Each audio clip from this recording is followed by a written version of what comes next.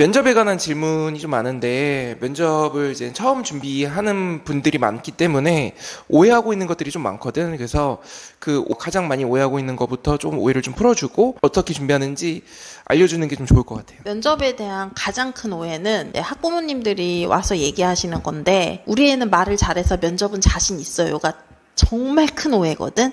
면접은 이 친구가 의사소통이 얼마나 뛰어나는지를 보는 게 아니야. 이 친구가 생기부에 담겨온 탐구 활동이 정말인지 사실 기반을 확인하는 거거든. 그래서 사실 기반에 대한 검증이라고 적혀 있어.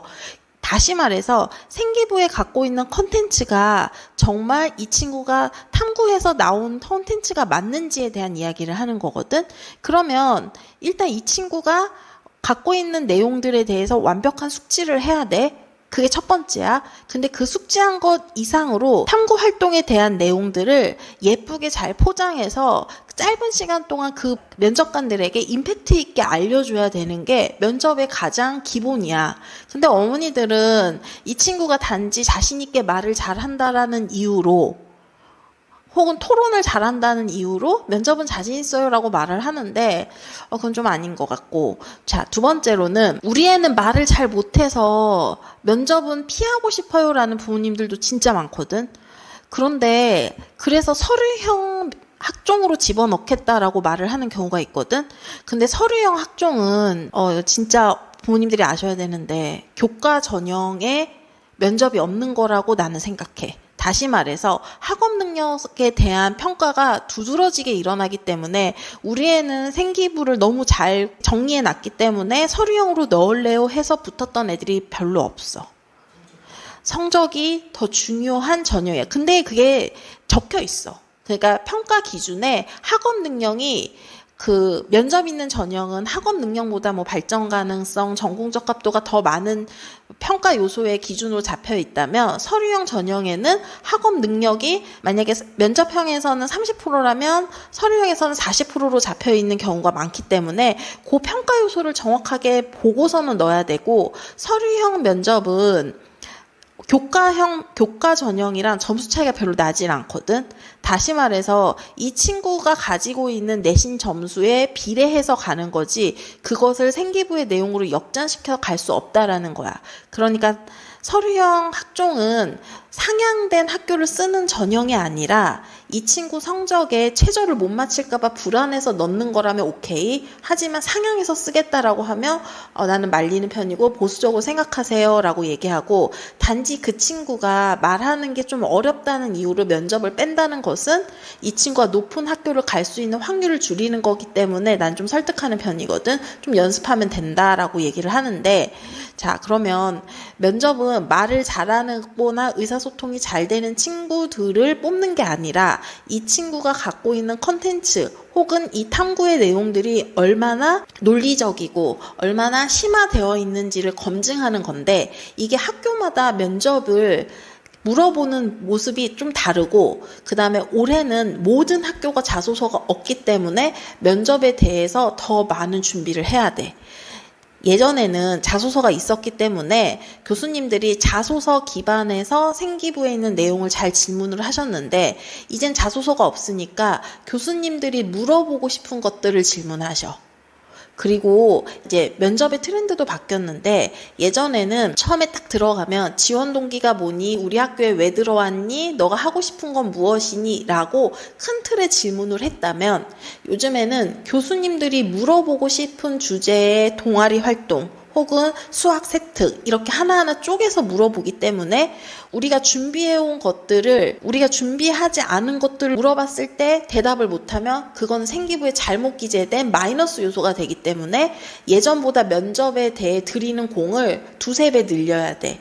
작년에 인하대학교에서 자소서를 받지 않았거든. 솔직하게 말해서 인하대학교는 수능 다음에 바로 보는 면접이기 때문에 가장 난이도가 쉬운 학교로 알려져 있는데, 작년에는 가장 난이도가 높았던 학교였어. 왜냐하면 생기부에 있는 내용을 닥치는 대로 다 질문을 하셨거든.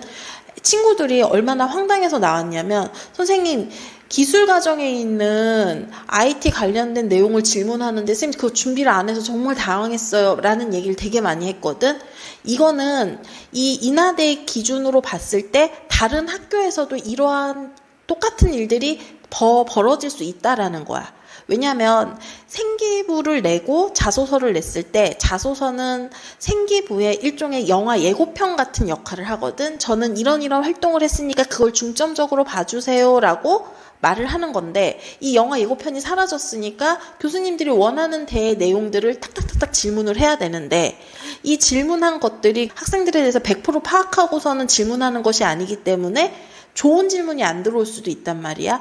좋은 질문이 안 들어왔을 때는 대답이라도 좋은 대답을 하기 위해서는 교수님들이 질문한 내용에 내 전공적 핫도를 붙여서 대답을 하는 거지. 예를 들어서 어떤 친구가 수학에서 교통신호에 대해서 질문을 했었대. 교통신호 체계에 미적분이 쓰이는 원리에 대해서 탐구한 내용이 수학 세특에 있었는데 그 세특의 내용을 질문하셨는데 그걸 갖다가 도로 설계랑 연결시켜 갖고서는 쭉 대답을 이끌어냈거든. 이런 식으로 내 생기부에 있는 모든 내용들을 구석구석 다 알아야 되고 그것을 어떻게든 내 전공적 값도랑 연결시켜서 대답하는 연습을 좀 해야지 면접에서 성공할 수 있고 아이들이 가장 큰 착각 중에 하나가 면접을 막 제일 싫어하는 것 중에 하나인데 친구들끼리 그룹을 지어갖고서는 면접 스터디를 하거든. 절대 하지 않았으면 좋겠어. 왜냐하면 면접은 본인이 탐구한 내용은 본인이 더 잘 알아. 물론 친구한테 나 면접 문항 좀 뽑아줄래? 까지는 할 수 있지만 서로 친구들끼리 모의 면접한다고 둘이 앉아갖고서는 노는 그런 건 하지 말고 학교에서 모의 면접을 신청하는 기간이 있거든. 그 모의 면접은 무조건 다 신청을 해야 돼. 왜냐면 학교 선생님들이 아무거나 막 질문을 했을 때 내가 준비 안 한 부분이 뭐가 있는지 확인할 수 있는 유일한 기회가 되고 두 번째로는 우리는 항상 이제 제자들에게 어떻게 면접을 준비시키냐면 면접 대본을 작성하거든. 면접 대본은 한 20장 정도 작성해. 예상 문제는 한 100개 정도 뽑아서 20장 정도 작성하고 이 작성하는 과정에서 아이들이 생기부에 있는 내용을 다 숙지를 하거든. 그러니까 그러면서 그 숙지하는 것뿐만이 아니라 응용력이 키워져야 돼. 이런 질문을 했을 때 내 전공적 합도나 연결시키기 위해서는 어떠한 대답을 해야 되는지. 그리고 교수님이 내가 한 대답이 좀 더 흥미있기 위해서는 어떻게 구체어를 넣어야 되고 심화된 개념어를 넣어야 되는지에 대해서 전략을 짜서 들어간다면 굉장히 성공할 확률이 높고 그 다음에 상위권 학교일수록 면접 때 교수님들이 항상 질문한 첫 질문이 이런 거야. 우리 학교에 들어오기 위해 본인이 노력했던 것 중에서 가장 흥미있었던 거나 가장 자랑스러웠던 거 하나만 얘기해 볼래? 라고 얘기했을 때 그 얘기를 얼마나 교수님들의 흥미를 요소를 자극하면서 말을 할 수 있는지가 되게 중요하거든. 그리고 면접을 할 때 가장 중요한 건데 교수님이랑 일종의 테니스로 치면 랠리를 하는 거거든. 쳤을 때 답변을 하고 그 교수님이 궁금해서 또 다른 꼬리 질문을 하고 이러한 것들이 연속됐을 때 아, 얘 진짜 많이 아는구나 라고 알게끔 정말 많은 연습을 해야 돼. 그러기 때문에 면접 전형으로 갈 친구들은 나는 여기서 수능 최저보다 면접을 준비하면서 공부를 등한시한다가 아니라 정말 더 많은 시간을 투자해서 본인의 생기부를 준비하고 면접에 대해서 임해야 된다라고 나는 말해주고 싶지. 면접으로 이제 역전시키는 거는 거의 불가능하고 거기서 이제 말만 좀 잘하고 오면은 된다 이런 식으로만 약간 좀 폄하하는 분들이 좀 있는데 실제로 이제 역전시킨 사례가 많은지 그거에 대해서 좀 묻고 싶어요. 역전을 시키지 못하는 학교들이 간혹은 있어. 대표적인 학교가 경희대학. 경희대학교는 이건 내가 진짜 말해도 되는 이유가 입학 사정 선생님들이 얘기해 주셨어. 통계를 내봤더니 역전을 시킨 사례가 없었습니다라고 얘기를 해주셨어. 그런데 경희대 면접은 평이해. 그러니까 큰 틀에서 질문해. 네가 우리 학교를 들어오기 위해서 무슨 노력을 했니? 리더십을 발휘한 예는 무엇이니? 라고 되게 평이한 질문들을 하시거든. 적인 질문들을 하시기 때문에 애들의 답변도 쉽고 애들도 답변을 되게 잘하기 때문에 이게 뒤집어지지는 않아. 그런데 다른 학교들은 굉장히 면접이 까다롭고 거의 다 우리 학원 친구들은 뒤집은 사례들이 굉장히 많아. 예를 들어서 작년에 2.9인 친구가 우리 인하대 인프라공학과를 첫 면접을 시작으로 해서 맨 마지막 날 동국대학교 건설환경공학부를 면접을 봤었거든. 그러면 성적상 인하대학교는 무조건 최초합으로 붙었어야 되는데 인하대학교 때 면접을 한 문항을 놓쳤어. 그러니까 질문을 할 거라고 생각하지 못한 질문을 하셔서 계속 당황해갖고서는 정적이 한 3초 정도 흘렀대. 근데 이 친구 인하대학교 예비 50번 받고 나머지 학교 다 최초합으로 붙었거든. 이것만 봐도 인하대학교를 떨어졌던 친구가 경희대학교를 붙는다라는 건 솔직히 말이 안 되잖아. 그럼에도 불구하고 경희대학교 면접을 굉장히 잘 봤거든. 본인이 나한테 전화해갖고선 이랬거든.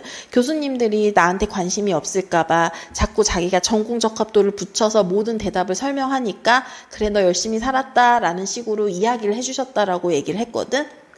이런 식으로 면접 때 뒤집은 사례들도 많고 뒤집지는 못해도 떨어지는 계기는 될 수가 있기 때문에 면접을 매우 잘 준비를 해야 되고 그 다음에 성적이 내가 대충 어느 위치에 있는지를 서로가 모르는 상태로 면접을 보기 때문에 착각하면 안 돼. 내가 성적이 앞에쯤 있으니까 면접을 참 못 봐도 돼. 이러는 경우는 없어. 그냥 다 제로 베이스라고 생각하고 면접을 준비해야 되고 면접은 그냥 형식적인 거야 라고 말씀하시는 분들은 그래서 면접 때 많이 떨어졌던 거야. 우리 학원 친구들은 면접으로 거의 다 면접 전형까지 가서 거의 1, 2, 3순위 있는 학교들을 많이 붙었기 때문에 그리고 면접 준비도 다른 애들이 2주, 3주 할 거 우리 학원 애들은 한두 달 정도를 거의 면접에 온 힘을 다하기 때문에 거의 다 붙었거든.